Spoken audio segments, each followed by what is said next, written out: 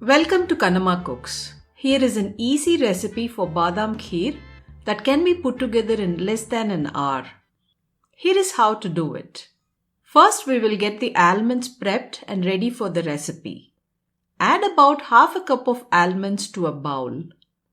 These are raw almonds. Do not use roasted almonds for this recipe. Soak the almonds in hot water for about 30 minutes. Soaking the almonds will help peel the skin easily. The almonds should be easy to peel after soaking. Just press the almonds and the peel should come off easily. Peel the skin of all the almonds and set aside. You can store the almonds in the freezer at this stage and use it whenever required. Peeled almonds come in handy for a lot of recipes. Add the peeled almonds to a blender. Add about half a cup of milk to it.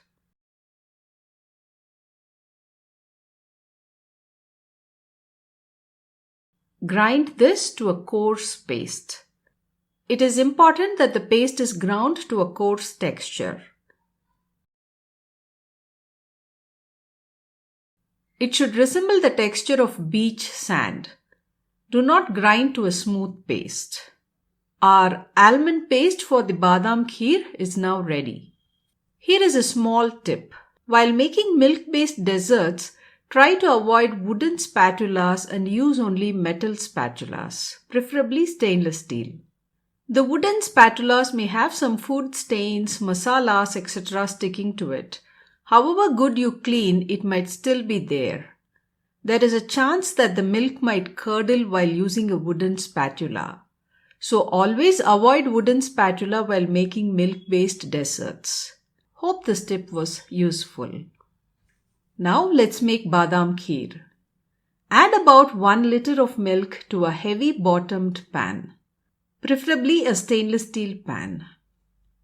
Full fat milk will give a nice creamy texture to our finished Badam Kheer. So always use full fat milk while making Indian desserts. After all, fat is equal to flavor. Bring the milk to a slow boil. Add in a pinch of saffron to the milk. Mix well to combine. The saffron will stain the milk to a faint yellow color. If you like your Badam Kheer to be a little brighter, add a pinch of turmeric. Do not add more or the flavor will change. Try to avoid artificial coloring as much as possible. This Badam Kheer will not be as bright as the ones you get in restaurants as we have not added any artificial food coloring today. But if you wish, you can always add some. Add a little cardamom powder for flavor and grate a dash of nutmeg using a microplane grater. Use very little nutmeg. Nutmeg has a tendency to overpower, so use just a pinch of it, not more. Mix everything well to combine and let it cook for 5 minutes. Keep stirring, else the milk will scorch at the bottom. After 5 minutes of cooking, add in the sugar. I used 1/3 cup of sugar for this recipe today. If you like your Badam Kheer to be sweeter, add up to half a cup of sugar. Mix well to combine. Adjust the sugar according to what your family likes. The milk will become a little watery after adding the sugar, but it will thicken up as it cooks. Cook the mixture for about 10 minutes. Now add in the ground almond paste and mix well. Take some milk and add it to the blender and get all the almond paste sticking to the sides of the jar into the pan. Mix well to combine. Cook this mixture for a couple of more minutes. Taste the milk at this stage and adjust the sugar if need be. Our delicious Badam Kheer is now ready.